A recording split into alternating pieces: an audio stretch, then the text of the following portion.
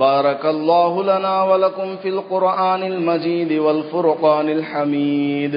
رب اشرح لي صدري ويسر لي أمري واحلل عقدة من لساني يفقهوا قولي. معزز سامعین کرام، گزشتہ جمعہ یہ بات چل رہی تھی کہ اللہ تبارک و تعالی کے حکم سے میرے اور آپ کے آقا امام الانبیاء محمود کبریاء احمد مجتبی محمد مصطفیٰ صلی اللہ علیہ وسلم ہجرت کے لیے روانہ ہوتے ہیں. چنانچہ آپ دوپہر کے وقت میں حضرت ابو بکر رضی اللہ عنہ کے مکان پر تشریف لاتے ہیں اور سفر کی تیاری کا حکم فرماتے ہیں.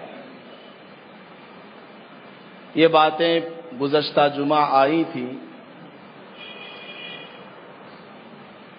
نبی اکرم صلی اللہ علیہ وسلم نے سفر کی تیاری کا حکم فرمایا تو پیغمبر علیہ الصلاۃ والسلام کے حکم پر حضرت ابو بکر رضی اللہ عنہ نے سفر کی تیاری شروع فرمائی اور کہا، یا رسول اللہ، یہ 2 اونٹ میرے حاضر ہیں آپ کی خدمت میں. تو آپ نے عبداللہ ابن اریقظ کو بلایا. وہ جنگل کے راستوں کا بڑا واقف تھا، اگرچہ کافر تھا. آپ نے اس کو فرمایا کہ یہ 2 اونٹ اپنے ساتھ لے جاؤ، 3 دن کے بعد غار ثور میں آ جانا. وہ امانت دار تھا، کسی کو بات نہیں بتاتا، اگرچہ وہ کافر تھا. تو یہاں سے ایک مسئلہ یہ بھی سمجھ لیجئے کہ کفار سے، غیر مسلموں سے مزدوری کروانا، کام لینا جائز ہے، جیسا کہ پیغمبر علیہ الصلاۃ والسلام نے بھی کام لیا ہے اجرت دے کر. اس زمانے میں راستے نہیں تھے، اس زمانے میں کوئی علامتیں ایسی نہیں تھیں جو بتلائے کہ ایسے جاؤ گے تو فلاں ملک آئے گا، ایسے جاؤ گے تو فلاں راستہ پڑے گا. وہ تو آدمی اندازے سے چلا جاتا تھا، راستے میں کوئی مل جاتا اس سے پوچھ لیا کہ یہ راستہ کہاں جاتا ہے. لوگ اجرت پر لوگوں کو پکڑتے، جو گائیڈ ہوتا تھا، راستے کا جانکار تھا، ان کی ڈیوٹی ہی یہی تھی. جنگل کے سارے راستوں سے وہ واقف ہوتے کہ پہاڑ کس طرف ہے، پانی کہاں ملے گا، خطرہ کدھر ہے، کدھر جنگل میں جانور ہوتے ہیں، کہاں نہیں ہوتے ہیں، کس راستے کو جلدی پہنچیں گے، وغیرہ وغیرہ. تو آپ نے اس کو حکم فرمایا کہ 3 دن کے بعد فلاں غار پہ تم آ جانا. اور نبی اکرم صلی اللہ علیہ وسلم وہاں سے رخصت ہوئے. حضرت ابو بکر نے اپنے گھر والوں کو بھی کام پہ لگا دیا. حضرت اسماء، جو کہ حضرت ابو بکر کی چھوٹی لڑکی تھی، ان کی ڈیوٹی یہ تھی کہ وہ کھانا گھر میں جو تیار ہوتا حضرت عائشہ رضی اللہ عنہا بناتی اور گھر والیاں بناتی، تو اس کو ایک پوٹلی میں باندھ کر غار ثور میں لا کر پہنچانا ہے. چھوٹی سی بچی ہے. اور حضرت عبداللہ، حضرت ابو بکر رضی اللہ عنہ کے ایک لڑکے تھے، ان کو حکم فرمایا ابو بکر نے کہ بیٹے، تمہارا کام یہ ہے دن بھر مکہ کے اندر کفار مکہ ہمارے بارے میں کیا کیا پلان بنائیں گے ہم کو پکڑنے کے بارے میں، یہ ساری باتیں، ساری رپورٹ رات میں آ کر ہم کو سنانا ہے اور رات ہی میں واپس چلے جانا. اور عامر بن فہیرہ، یہ حضرت ابو بکر کا غلام تھا، ان سے فرمایا کہ تم بکریاں چرانے کے لیے فلاں غار پر آ جاؤ اور بکریاں چراتے چراتے ہم کو وہاں پر دودھ بھی پلا کر جایا کرو، بکریوں کا دودھ ہم پی لیا کریں گے. یعنی پورا کا پورا گھر حضرت ابو بکر کا اللہ کے رسول کے حکم پر قربان ہونے کے لیے تیار ہے۔ ادھر حضرت علی رضی اللہ عنہ کو آپ صلی اللہ علیہ وسلم نے حکم فرمایا کہ دیکھو یہ ساری امانتیں میرے پاس ہیں، یہ کسی صاحب کا ہے، یہ کسی صاحب کا ہے، جب صبح ہوگی اور میں یہاں سے چلا جاؤں گا تو یہ ساری امانتیں ان تک پہنچا دینا۔ حضرت علی رضی اللہ عنہ کی یہ ڈیوٹی تھی، اور آپ صلی اللہ علیہ وسلم رات میں آرام فرمانے کے لیے اپنے گھر تشریف لے گئے کہ رات میں آرام فرمانے کے بعد بالکل آخر میں اٹھ کر چپکے سے نکلنا ہے۔ حضرت علی رضی اللہ عنہ کو بھی اپنے ساتھ لے گئے اور دونوں آرام فرما رہے ہیں۔ کفار مکہ اسی انتظار میں تھے کہ پیغمبر علیہ الصلاۃ والسلام رات میں آرام کرنے کے لیے آئیں گے گھر۔ ان کو کچھ پتا نہیں تھا کہ ہجرت کی تیاری ہو رہی ہے، مدینہ کی طرف سفر کی تیاریاں چل رہی ہیں۔ کفار مکہ کو کچھ پتا نہیں۔ انہوں نے میٹنگ بنائی تھی کہ اب اسلام سے چھٹکارا پانے کے لیے، پیغمبر علیہ الصلاۃ والسلام سے نجات پانے کے لیے راستہ یہی ہے کہ ان کو قتل کر دیا جائے، نعوذ باللہ۔ یہ ان کا مشورہ تھا۔ چنانچہ ابو جہل، امیہ، عقبہ، اس طرح کے بڑے بڑے شقی القلب اور بڑے ہی ظالم لوگ رات کے وقت میں آپ صلی اللہ علیہ وسلم کے گھر کا محاصرہ کر لیا، پورے گھر کو گھیر لیا کہ رات کا وقت گزرے گا، جب کافی وقت ہو جائے گا تو ہم حملہ کریں گے۔ جب نبی اکرم صلی اللہ علیہ وسلم اس میں آرام فرما رہے تھے اور وقت ہوا نکلنے کا تو آپ بیدار ہوئے۔ آپ نے حضرت علی سے کہا کہ دیکھو تم میرے بستر پر لیٹ جاؤ اور صبح میں فلاں کام کر دینا، امانتیں پہنچا دینا۔ وہ آرام سے لیٹ گئے، حضرت علی رضی اللہ عنہ حضور کے بستر پر لیٹ گئے۔ کیا ان کو نصیب ہے کہ حضور کے بستر پر آرام کرنے کا موقع ملا ہے؟ کیا خوش قسمت وہ ہوں گے۔ پھر آپ اپنے گھر سے باہر نکلے۔ نکلتے ہوئے آپ کو معلوم ہو گیا کہ لوگوں نے گھیرا ہوا ہے اور حملہ کرنے کے لیے تیار ہیں، تو آپ صلی اللہ علیہ وسلم نے قرآن شریف کی آیت تلاوت فرمائی، وَجَعَلْنَا مِن بَيْنِ أَيْدِيهِمْ سَدًّا وَمِنْ خَلْفِهِمْ سَدًّا فَأَغْشَيْنَاهُمْ فَهُمْ لَا يُبْصِرُونَ، کہ ہم نے ان کے آگے پیچھے دیوار کھڑی کر دی اور ہم نے ان کو ڈھانپ لیا تھا، چنانچہ وہ لوگ کچھ نہیں دیکھ پا رہے۔ یہ آیت آپ صلی اللہ علیہ وسلم اپنی زبان سے تلاوت فرما رہے تھے اور ساتھ میں مٹی لے کر ان لوگوں پر ڈال رہے تھے۔ اس طرح آپ ڈالتے ہوئے ان کے سامنے سے گزر گئے، کسی کو آپ نظر ہی نہیں آئے۔ اللہ تعالیٰ نے اس طرح آپ کو وہاں سے بحفاظت نکال دیا۔ چنانچہ آپ صلی اللہ علیہ وسلم وہاں سے نکل کر حضرت ابو بکر کے گھر تشریف لائے۔ ان کو ساتھ میں لے جانا ہے جیسا کہ وعدہ ہوا تھا۔ ابو بکر کے گھر آئے، ابھی دروازے پر پہنچے ہی تھے، حضور کی آہٹ، حضور کے آنے کا حضرت ابو بکر کو علم ہوا، فوراً حضرت ابو بکر گھر سے باہر آ گئے۔ حضور تو گھبرا گئے، ابو بکر اتنی رات میں، ابھی میں آیا ہی ہوں تمہارے گھر، تم کیسے باہر آ گئے؟ یعنی تم سوئے نہیں رات بھر، تم جاگ رہے ہو؟ حضرت ابو بکر نے کہا، یا رسول اللہ، آپ نے حکم فرمایا ہے کہ ہجرت کے لیے آپ کے ساتھ مجھ کو چلنا ہے، مکہ چھوڑ کر آپ کے ساتھ مجھ کو مدینہ جانا ہے۔ میں انتظار میں رہا کہ کہیں آپ آ جائیں اور میں سوتا ہوا ملوں۔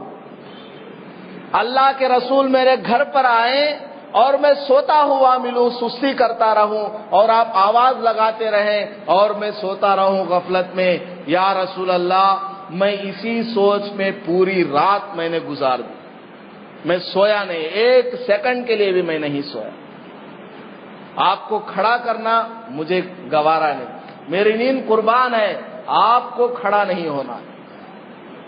آپ صلی اللہ علیہ وسلم جیسے ہی گھر پر آئے فوراً حضرت ابو بکر باہر آ گئے، وہ جاگ رہے تھے، آہٹ آئی، رات کا وقت ہے، شور شرابہ کچھ نہیں، اب تو شہر ہے، کچھ پتہ نہیں چلتا، گاؤں دیہات میں آدمی چلتا پھرتا ہے، اس کی آواز بھی پہنچ جاتی۔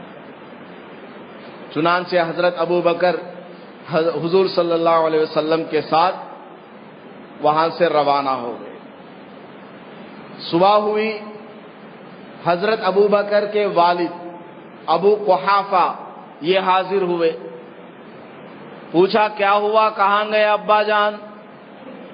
حضرت اسماء رضی اللہ عنہا چھوٹی لڑکی نے جواب دیا، وہ تو اللہ کے رسول کے ساتھ سفر پہ گئے ہوئے۔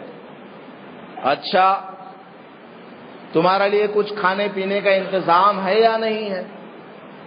حضرت ابو بکر رضی اللہ عنہ کے پاس 40,000 درہم تھے اس وقت، وہ سب اپنے ساتھ لے گئے کہ کہیں راستے میں اللہ کے رسول کو ضرورت نہ پڑ جائے، سب ساتھ میں لے گئے۔ حضرت اسماء رضی اللہ عنہا بہت ہوشیار تھی، سمجھدار تھی، ایمان ان کے اندر کوٹ کوٹ کر بھرا ہوا تھا۔ ان کو پتا ہے کہ ہمارے دادا ناراض ہو جائیں گے اگر پتہ چل جائے کہ سارا پیسہ لے گئے، ابھی وہ مسلمان نہیں ہوئے تھے ابو قحافہ۔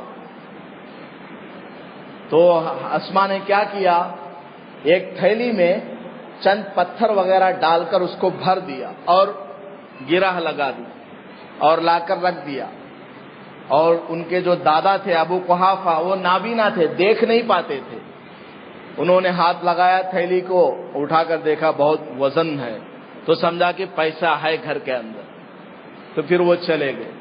تو سوچئے بچی کتنی سمجھدار ہے، اپنے دادا کو تسلی اور اطمینان دلا رہی ہے کہ اللہ کے حکم سے پیغمبر کے ساتھ میرے ابا گئے ہوئے ہیں، اللہ تعالی رسوا ہم کو نہیں کرے گا، اللہ تعالی ہمارے ساتھ۔ خیر، آپ صلی اللہ علیہ وسلم وہاں سے جب چلے اور غار ثور کے قریب پہنچے تو راستے میں کیا بات پیش آئی؟ علماء کرام نے لکھا ہے، پیغمبر علیہ الصلاۃ والسلام راستے میں چل رہے ہیں، حضرت ابو بکر کبھی دائیں طرف چلتے ہیں، کبھی پھر بائیں طرف آ کر چلتے ہیں، کبھی سامنے ہو کر چلتے ہیں، کبھی پیچھے چلتے ہیں۔ حضور نے دیکھا یہ کیا ماجرا ہے، میرے گول چکر لگا رہے ابو بکر، کبھی ادھر جا رہے، کبھی ادھر، کبھی سامنے، کبھی پیچھے، ایک طرف کیوں نہیں چلتے ہو؟ حضور نے پوچھا تو حضرت ابو بکر رضی اللہ عنہ نے عرض کیا، یا رسول اللہ میں داہنے طرف چلتا ہوں، مجھے خیال آتا ہے کہ کہیں دشمن بائیں طرف آ رہا ہو تو میں بائیں طرف آ جاتا ہوں، ادھر دیکھنے لگتا ہوں، پھر خیال آتا ہے کہ کہیں دشمن سامنے سے آ رہا ہو تو میں سامنے آپ کے چلتا ہوں اور دیکھتا ہوں کہ کہیں دشمن نہ آ رہا ہو، جب میں سامنے چلتا ہوں مجھے خیال آتا ہے کہ کہیں دشمن پیچھے سے حملہ نہ کر دے، پیچھے سے نہ آ رہا ہو تو میں پھر پیچھے چلا جاتا ہوں اور پیچھے مڑ کر دیکھتا رہتا ہوں، آپ کی حفاظت میں میں ارد گرد گھوم رہا ہوں۔ دیوانہ ہے، جیسے پروانہ چراغ کے چاروں طرف گھومتا رہتا ہے، اپنی جان کو اس چراغ میں قربان کر دیتا ہے، اس روشنی کی خاطر وہ پروانہ اپنی جان کو قربان کر دیتا ہے، تو یہ رسول کا دیوانہ حضرت ابو بکر اللہ کے رسول کے خاطر چاروں طرف پروانے کی طرح گھوم رہا۔ کیا ان کے دل کے اندر پیغمبر کی محبت ہے، عشق ہے، اندازہ لگائیے۔ جب اور آگے بڑھے، غار ثور کے قریب پہنچے تو حضرت ابو بکر نے دیکھا کہ آقا اس پہاڑ پر چڑھ رہے ہیں غار ثور تک پہنچنے کے لیے۔ آپ لوگ ماشاءاللہ حج کو گئے ہوئے ہیں، عمرہ کرنے کے لیے آپ میں سے لوگ گئے ہوئے ہیں، غار ثور پر آج بھی اگر کوئی آدمی جانا چاہے بہت مشکل سے جاتا ہے، بہت اونچائی پر ہے اور پتھریلی زمین ہے. تو اس زمانے میں کیا حال ہوگا جب صفائی کچھ نہیں ہے, پورا جھاڑ جھنکار ہے. تو حضرت ابوبکر نے دیکھا کہ آپ صلی اللہ علیہ وسلم اس پہاڑ پر چڑھ رہے ہیں اور آہستہ آہستہ چڑھ رہے ہیں تاکہ آپ کے قدموں کے نشان پہاڑ پر نہ پڑیں. نشان پڑ جائیں گے, عرب والے نشان کو پہچان لیں گے اور پہنچ جائیں گے. ایک بہت مشہور قصہ ہے, کسی جگہ لکھا تھا, مجھے کلی طور پر یاد نہیں, ابھی اسی وقت یاد آیا, میں نے پہلے سوچا بھی نہیں تھا. وہ یہ تھا کہ عرب والے بڑے ہی ذہین ہوتے ہیں. ایک صاحب نے, کسی کا انتقال ہوا تو ایک صاحب نے اس آدمی کے انگوٹھے کو دیکھ کر پہچان لیا اور کہا کہ یہ آدمی فلاں خاندان کا ہوگا. لوگوں نے پوچھا, ارے بھائی تم کو کیسے پتا؟ یہ تو مسافر معلوم ہوتا ہے, یہ کسی اور جگہ کا معلوم ہوتا ہے, ہم تو کوئی نہیں جانتے, تم کیسے بتلا رہے ہو کہ یہ فلاں خاندان کا ہو سکتا ہے؟ تو اس عرب کے آدمی نے بتایا کہ یہ جب بچہ تھا تو میں نے اس کے انگوٹھے کو دیکھا تھا, اس انگوٹھے کے ذریعے میں پہچان رہا ہوں کہ یہ وہی بچہ ہوگا جس کو میں نے دیکھا. بتائیے, 20-30 سال پہلے بچپن میں اس کا انگوٹھا دیکھا تھا, اتنے بڑے ہونے کے باوجود بھی وہ پہچان رہا ہے کہ یہ وہی بچہ ہے انگوٹھے کو دیکھ کر. کیا ان کی ذہانت ہے. تو پیغمبر علیہ الصلوۃ والسلام غار ثور پر چڑھ رہے ہیں آہستہ آہستہ تاکہ زمین پر نشان نہ پڑے. حضرت ابوبکر نے کہا, یا رسول اللہ, خادم حاضر ہے, آپ میرے کندھوں پر سوار ہو جائیں, میں آپ کو اٹھا کر لے کر چلتا ہوں. بتائیے کیا محبت ہے. پیغمبر علیہ الصلوۃ والسلام خوشی خوشی راضی ہو گئے اور حضرت ابوبکر کے کندھوں پر سوار ہو گئے. ابوبکر ان کو لے کر چل پڑے. جب حضور چھوٹے سے تھے, دودھ پلانے والی دائیاں آئی اور لے جاتی رہی بچوں کو. میں نے بتایا تھا آپ کو, آج تو یہ میرے خیال سے 14واں جمعہ ہے حضور کی سیرت پر ہمارا بیان چلتے ہوئے. تو سب سے دوسرے جمعہ میں نے بتایا ہوگا کہ آپ صلی اللہ علیہ وسلم بچے تھے, چھوٹے سے تھے, دودھ پیتے تھے, تو گاؤں دیہات سے عورتیں آتی تھیں اور آپ کو دودھ پلانے کے لیے, خریدنے کے لیے آتی, لیکن آپ کو دیکھ کر, آپ کے گھرانے کو دیکھ کر کہ آپ مالدار گھرانے کے نہیں ہیں, خریدتی نہیں تھی, ویسے ہی واپس چلی جاتی تھی. لیکن حضرت حلیمہ سعدیہ نے آپ کو لے لیا اور اپنے اونٹ پر بٹھا لیا اور چلی گئی.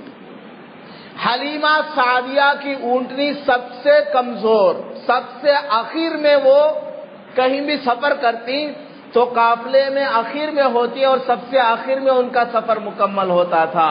لیکن پیغمبر کو جیسے ہی اپنی اونٹنی پر بٹھایا, وہ اونٹنی سب سے آگے بڑھ گئی. تو حضور صلی اللہ علیہ وسلم جس سواری پر سوار ہو جائیں اس سواری کی رفتار تیز ہو جاتی ہے.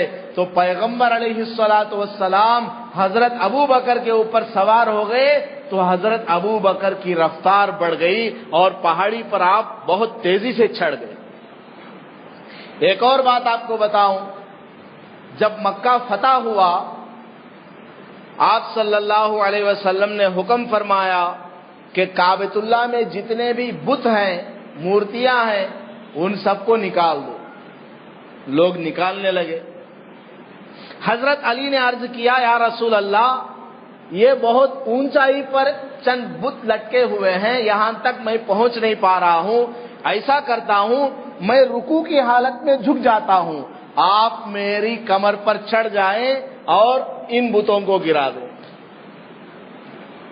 حضرت علی نے عرض کیا تو پیغمبر علیہ الصلوۃ والسلام نے فرمایا, انک لا تستطیع حمل ثقل نبوہ, اے علی تو نبوت کے بوجھ کو برداشت نہیں کر سکتا. پیغمبر کے وزن کو تو اٹھا نہیں سکتا، اور حضرت ابو بکر کو کچھ بھی نہیں کہا، غار ثور پر چڑھتے ہوئے فوراً سوار ہو گئے۔ تو حضرت ابو بکر رضی اللہ عنہ کا درجہ بہت بلند۔ خیر، آپ جب غار میں پہنچے، غار کے دروازے پر پہنچے، تو حضرت ابو بکر نے کہا یا رسول اللہ، آپ غار میں پہلے نہیں جائیں گے، پہلے خادم جائے گا، اندر دیکھے گا کہ صفائی ستھرائی ہے یا نہیں، خادم جا کر پہلے غار کی صفائی کرے گا، اس میں کوئی کانٹا ہوگا، کوئی سانپ بچھو ہوگا، اس کو صاف کروں گا، پھر آپ اندر تشریف لائے، میں میزبان ہوں، آپ میرے مہمان ہیں۔ حضرت ابو بکر رضی اللہ عنہ اندر داخل ہوتے ہیں اور پورا صاف کرتے ہیں، پھر آپ صلی اللہ علیہ وسلم کو اندر بلاتے ہیں۔ کتابوں میں لکھا ہے کہ اس میں بہت سی سوراخ تھی، بہت سے روزن تھے، تو آپ نے اپنے کپڑے کو پھاڑ کر ان سوراخ کو بھی بند کیا، اور نبی اکرم صلی اللہ علیہ وسلم اندر تشریف لائے۔ ادھر اللہ پاک نے کیا انتظام فرمایا؟ اس غار کے دروازے پر، اس کے منہ پر مکڑی کو حکم دیا، تو مکڑی آئی اور جالا اس نے بن دیا دروازے پر، منہ پر، اور کبوتر وہ سب آ گئے وہاں پر، اور اس نے انڈے بھی دے دیے، تاکہ کوئی آدمی اس غار پر پہنچے تو جالے کو اور کبوتر کو اور انڈوں کو دیکھ کر یہ سمجھے کہ اس غار کے اندر کوئی نہیں ہے، اگر ہوتا تو یہ جال نہ ہوتا، یہ نکلا ہوا ہوتا۔ اللہ پاک نے غیب سے انتظام فرمایا۔ جب اندر حاضر ہوئے، اندر دونوں چلے گئے، یہ سب کچھ ہو گیا، تو حضرت ابو بکر رضی اللہ عنہ نے آپ صلی اللہ علیہ وسلم سے عرض کیا یا رسول اللہ، آپ میری گود میں آرام فرمائیں، میری گود آپ کے لیے تکیہ ہے، آپ سو جائیں، تھکے ہوئے ہیں، آپ آرام فرمائیں۔ تو پیغمبر علیہ الصلاۃ والسلام کو حضرت ابو بکر نے اپنی گود میں لٹا لیا۔ کیا خوش منظر ہوگا، کیا حسین منظر ہوگا کہ حضرت ابو بکر نے حضور صلی اللہ علیہ وسلم کو اپنی گود میں لٹا لیا۔ آج تک کسی نے ایسا منظر دیکھا نہیں ہوگا۔ ایک شاعر کہتا ہے اس منظر کے بارے میں ایک شاعر کہتا ہے، یہ حسن ساتھ عشق کے کیا لاجواب ہے، رحل پہ رکھی ہوئی خدا کی کتاب ہے۔ یہ جو عشق و محبت کا منظر ہے، پیغمبر علیہ الصلاۃ والسلام کی محبت میں حضرت ابو بکر ڈوبے ہوئے ہیں۔ یہ منظر ایسا ہے جیسا کہ حضرت ابو بکر کی گود رحل کے مانند ہے، اور پیغمبر کا سر مبارک قرآن کے مانند ہے جو اس رحل کے اوپر رکھا ہوا۔ رحل کے اوپر قرآن شریف رکھا ہوا ہو اور پڑھنے والے کے دل میں اللہ کی محبت ہو، قرآن کی عظمت ہو، تو وہ قرآن کو کس قدر پڑھے گا، کتنا وہ مطالعہ کرے گا۔ تو حضرت ابو بکر جیسے صحابی کے گود میں پیغمبر علیہ الصلاۃ والسلام کا چہرہ انور ہے، تو انہوں نے کتنا اس کو پڑھا ہوگا، کتنا مطالعہ کیا ہوگا، کتنے خوش نصیب ہیں وہ کہ ان کے گود میں پیغمبر کا سر مبارک ہے۔ حضرت ابو بکر رضی اللہ تعالیٰ عنہ خوب آپ صلی اللہ علیہ وسلم کا دیدار کرتے رہے، بڑے ہی خوش نصیب صحابی ہیں۔ سارے اولیاء پیغمبر علیہ الصلاۃ والسلام کی زیارت کو ترسا کرتے تھے، دعائیں کیا کرتے، سنتوں کی پیروی کرتے، تاکہ خواب میں پیغمبر کی زیارت ہو جائے۔ لوگ کم از کم مدینہ حاضر ہونے کی تمنا کرتے ہیں کہ ہم نے پیغمبر کو نہیں دیکھا، خواب میں نہیں دیکھ سکتے، کم از کم مدینہ حاضر ہو جائیں اور روضے پاک کا ہم دیدار کر لیں،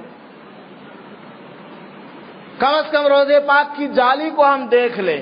پیغمبر کو تو دیکھ نہیں سکتے، پیغمبر کے قبر کو بھی دیکھ نہیں سکتے، اس میں تو دیوار بنی ہوئی ہے، ہرا پردہ لٹکا ہوا ہے، اس پردے کو دیکھنے کے لیے بھی لوگ اپنی جان قربان کر دیتے ہیں، ہزاروں لاکھوں روپیہ خرچ کر کے وہاں پر حاضری دیتے ہیں۔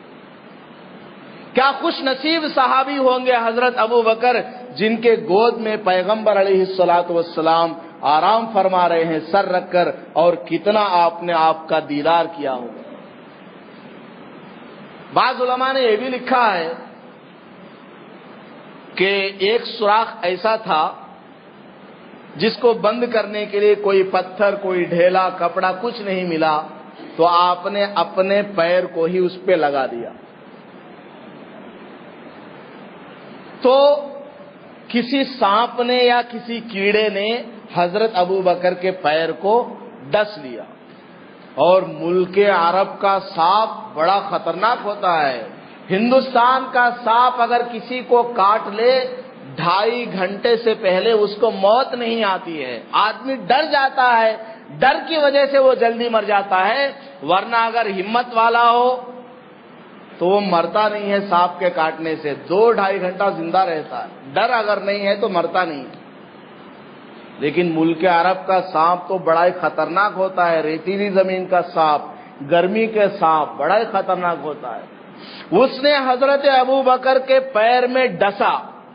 بعض روایت میں لکھا ہے، بغیر سند کے کنز العمال وغیرہ میں یہ روایت موجود ہے، اس نے کاٹا تو اس قدر آپ کو تکلیف ہوئی کہ حضرت ابو بکر رضی اللہ عنہ رونے کے قریب ہو گئے، زبان سے آواز نہیں نکالی۔ کیوں؟ آواز نکالیں گے پیغمبر کی نیند میں خلل واقع ہو جائے گا۔ آپ نے آواز نہیں نکالی، آرام کر رہے ہیں تو آپ نے آواز نہیں نکالی، آپ بالکل منہ دبائے ہوئے تاکہ نیند میں خلل واقع نہ ہو۔ لیکن کب تک آواز روکیں گے؟ کتنا وہ بچائیں گے؟ آنکھوں سے آنسو جاری ہو گئے، درد کی وجہ سے، پریشانی کی وجہ سے آنکھوں سے آنسو جاری ہو گئے، اور پیغمبر علیہ الصلوۃ والسلام کے رخسار مبارک پر آنکھوں کا آنسو ٹپکا۔ یہ ایسا ٹپکا جیسا کہ شبنم گلاب کے اوپر گرا ہو۔ آپ صلی اللہ علیہ وسلم کی آنکھیں کھل گئی۔ یہ کیا ماجرا ہے؟ گرم گرم پانی ہمارے اوپر ٹپک رہا ہے۔ ما یبکی کا یا ابا بکر، ما لک یا ابا بکر، ابو بکر تم کو کیا ہو گیا؟ تم کیوں رو رہے ہو؟ سوال کیا آپ نے۔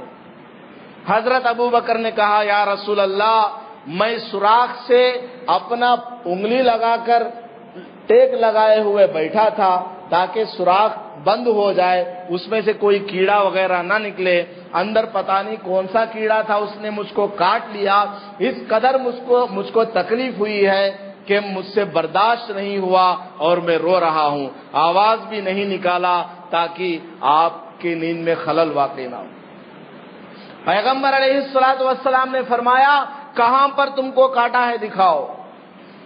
دکھایا تو آپ نے اپنا لعاب دہن نکال کر اپنے مبارک ہاتھوں سے لگا دیا تو وہ زخم بالکل فوراً ٹھیک ہو گیا، 1 سیکنڈ میں وہ بالکل ٹھیک ہو گیا۔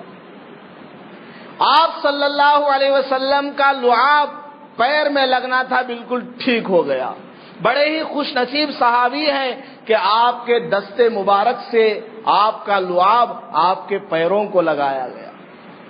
آپ صلی اللہ علیہ وسلم کا لعاب اتنا بابرکت ہے کہ اگر آپ کا لعاب کنویں کے پانی میں گر جاتا تو سارا نمکین پانی میٹھا ہو جاتا، ایسے واقعہ پیش آیا۔ 14 آدمی کا کھانا تھا، آپ نے اپنا لعاب اس میں ڈال دیا، 1400 آدمی کے لیے وہ کافی ہو گیا۔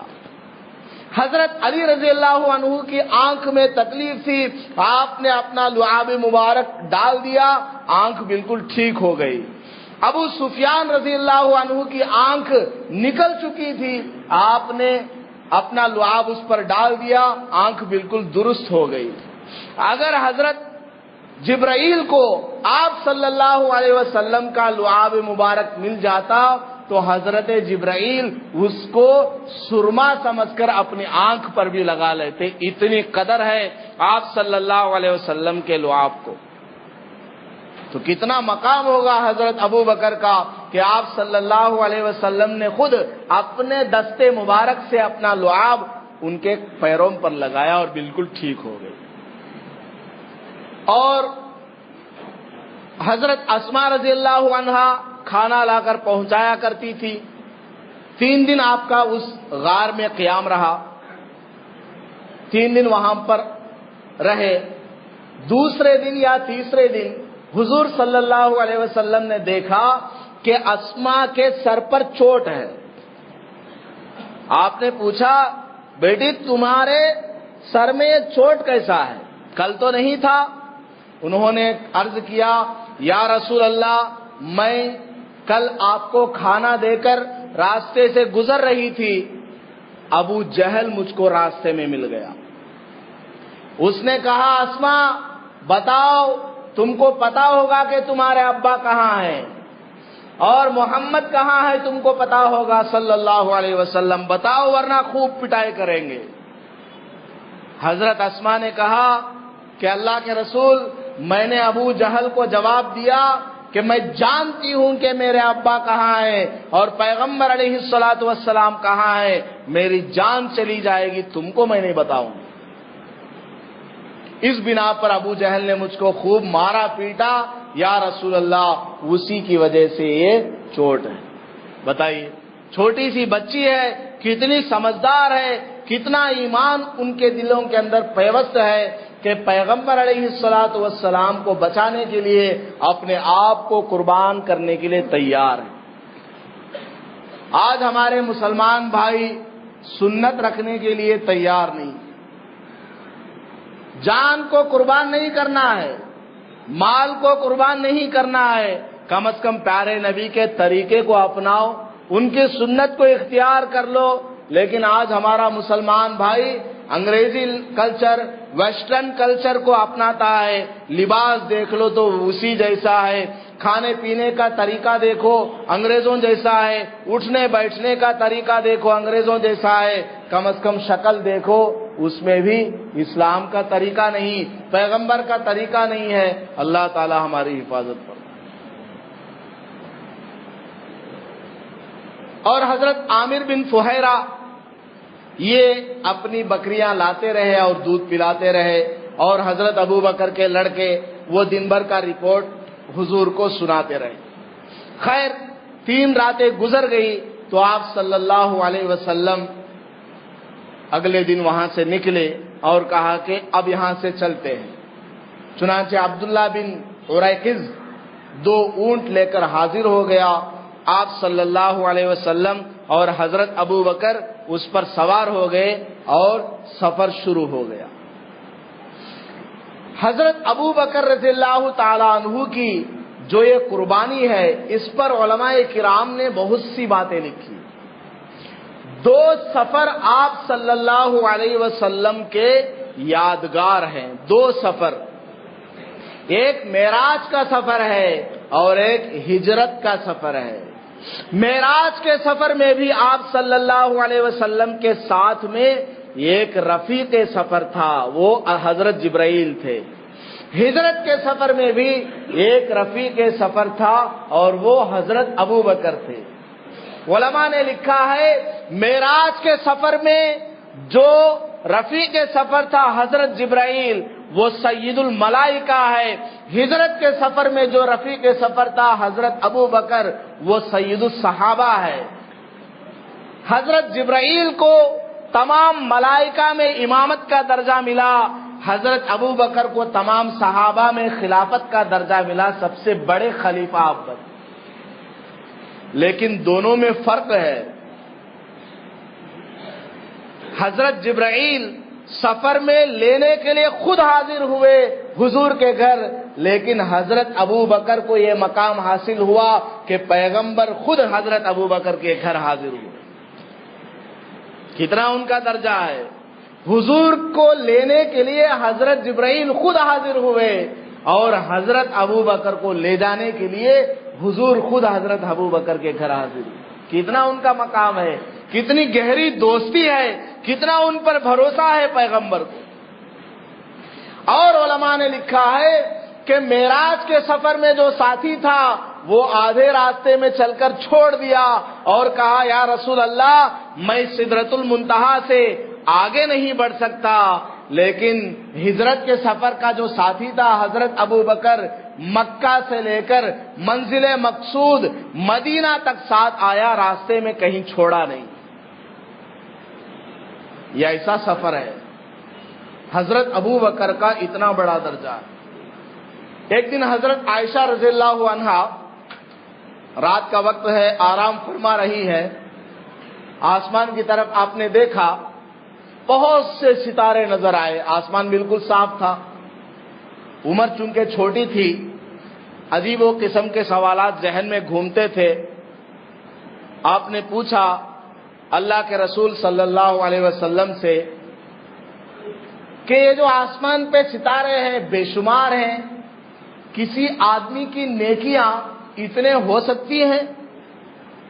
تو حضور نے فرمایا عائشہ عمر کی نیکیاں اتنی ہیں کہ آسمان کے ستاروں کے برابر ہیں، اتنی نیکیاں عمر کی ہیں رضی اللہ عنہ۔ پھر آپ خاموش ہو گئے۔ حضور تھوڑا مذاق بھی کیا کرتے تھے، مزاح، خوش کرنا، جھوٹ بول کر نہیں، سچی بات بتلا کر۔ تھوڑی دیر آپ خاموش رہے، کیونکہ حضرت عمر کا نام لیا نا، ابا کا نام تو نہیں آیا ابو بکر کا۔ دیکھتے ہیں عائشہ کیا کہتی ہے۔ خاموش رہے حضور۔ حضرت عائشہ رضی اللہ عنہا دل میں سوچ رہی تھی ابا کا نام تو نہیں لیا حضور نے، عمر کے بارے میں کہہ دیا کہ اتنی ساری نیکیاں عمر کی ہوں گی۔ حضرت عائشہ کو رہا نہیں گیا، حضرت عائشہ نے کہا یا رسول اللہ میرے ابا کی کتنی نیکیاں ہوں گی؟ تو حضرت پیغمبر علیہ الصلوۃ والسلام نے جواب دیا عائشہ عمر کی پوری زندگی کی نیکیاں تو اتنی ہیں، تمہارے ابا نے جو راتیں میرے ساتھ غار ثور میں گزاری ہیں اس کی نیکیاں ان ستاروں سے بھی زیادہ ہیں، صرف 3 رات کی نیکیاں ان ستاروں سے بھی زیادہ ہے۔ یہ مقام ہے ابو بکر کا۔ ایک مرتبہ حضرت عمر رضی اللہ تعالی عنہ نے حضرت ابو بکر رضی اللہ تعالی عنہ سے درخواست کی، اپلیکیشن فارم فل اپ کر کے دیا۔ کیا کہا؟ اے ابو بکر آپ کی زندگی میں 2 موقع ایسے آئے ہیں، ان 2 مواقع پر آپ کو جو نیکیاں ملی ہوں گی، جتنا ثواب آپ کو ملا ہوگا وہ آپ مجھ کو دے دیجئے، میری زندگی کی ساری نیکیاں آپ لے لیجئے، میں تیار ہوں۔ وہ کون کون سی؟ ایک سفر ہجرت میں پیش آنے والے واقعات کے عوض میں جو ثواب ملا، یعنی غار ثور میں آپ کا قیام کرنا، اس کا ثواب، اور دوسرا وہ دن جب حضور صلی اللہ علیہ وسلم کے پردہ فرمانے کے بعد لوگوں میں ارتداد پھیل گیا اور لوگوں نے کفر کو قبول کرنا شروع کر دیا اور زکوٰۃ دینے سے انکار کر دیا، اور تمام صحابہ ایک طرف ہو گئے، جہاد کرنے کو تیار نہیں تھے، اور حضرت ابو بکر اکیلے کھڑے ہو گئے اور اعلان فرمایا جو آدمی حضور کے زمانے میں زکوٰۃ دیا کرتا تھا آج اگر وہ زکوٰۃ نہیں دیتا ہے ابو بکر اکیلا اس سے جہاد کرنے کے لیے تیار ہے۔ سارے صحابہ ایک طرف تھے، ابھی تیار نہیں ہوئے، حضرت ابو بکر تنہا تیار ہو گئے تھے، ہمت کے ساتھ آپ نے کام لیا۔ تو حضرت عمر نے کہا ان 2 موقع میں جو آپ کو ثواب ملا ہوگا اتنا ثواب مجھ کو دے دیجئے، میرے نام اعمال میں بخش دیجئے، میری زندگی کی ساری نیکیاں آپ لے لیجئے، میں اس کے لیے تیار ہوں۔ اتنا بڑا درجہ حضرت ابو بکر رضی اللہ تعالی عنہ کا ہے۔ خیر حضور صلی اللہ علیہ وسلم آگے چلے، ادھر کفار مکہ، رات میں کیا ہوا تھا؟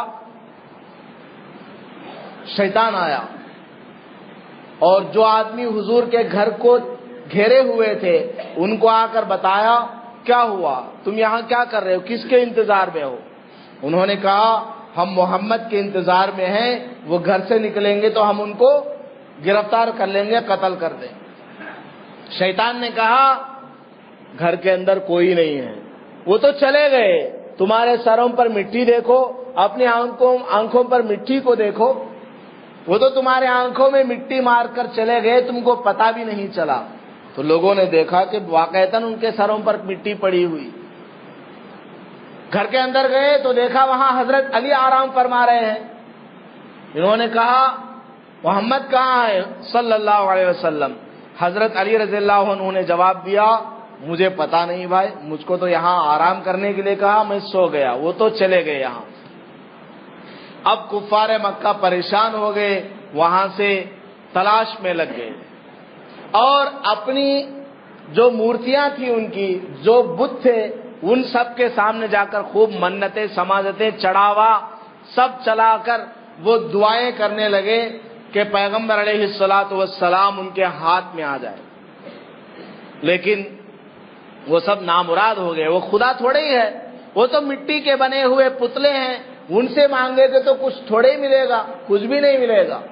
17वें पारे में अल्लाह पाक ने इरशाद फरमाया, लन यख्लुकू ज़ुबाबन वला यज्तमऊ ला। ये सारे बुत मिलकर, ये सारे मूर्तियां मिलकर, इंसानों के बनाए हुए पुतले मिलकर एक मक्खी बनाना चाहे तो बना नहीं सकते। ये थोड़े ही खुदा है, खुदा तो सिर्फ अल्लाह की जात है। तो इन लोगों ने उनसे खूब मन्नतें समाजतें की, कुछ हासिल नहीं हुआ। तो एक जबरदस्त ऐलान किया गया मक्का में, जो मोहम्मद को सल्लल्लाहु अलैहि वसल्लम और हजरत अबू बकर को पकड़ के लाएगा, 100 ऊंट इनाम में दिया जाएगा। 100 ऊंट इनाम में मिलेंगे। जो भी पकड़ कर लाए, चाहे जिंदा पकड़ के लाओ, चाहे मुर्दा पकड़ के लाओ, तो उसको 100 ऊंट इनाम से नवाजा जाएगा। एक जबरदस्त ऐलान हुआ, पूरे मक्का के अंदर कोहराम मच गया कि 100 ऊंट मिलेंगे। ऊंट तो बड़ा कीमती जानवर है उस जमाने में, आज भी बड़ा कीमती है। तो लोग बड़े जोश और खरोश के साथ निकल पड़े और आप सल्लल्लाहु अलैहि वसल्लम की तलाश में वो लोग चले। इंशाअल्लाह वक्त भी खत्म हो गया। यहां से आगे क्या होता है, 70 आदमियों ने आप सल्लल्लाहु अलैहि वसल्लम को रास्ते में देख लिया, सुराका बिन मालिक ने भी आपको देख लिया। तो आखिर वाकया क्या होता है कि आपको गिरफ्तार करके वापस लाते हैं या नहीं लाते हैं, ये सारी बातें इंशाअल्लाह मैं अगली जुमा में बताऊंगा। अल्लाह पाक से दुआ फरमाए कि अल्लाह ताला मुझे और आपको और तमाम मुसलमानों को आप सल्लल्लाहु अलैहि वसल्लम से सच्ची मोहब्बत और अकीदत अता फरमाए और आपकी सुन्नतों की पैरवी करने की तौफीक नसीब फरमाए।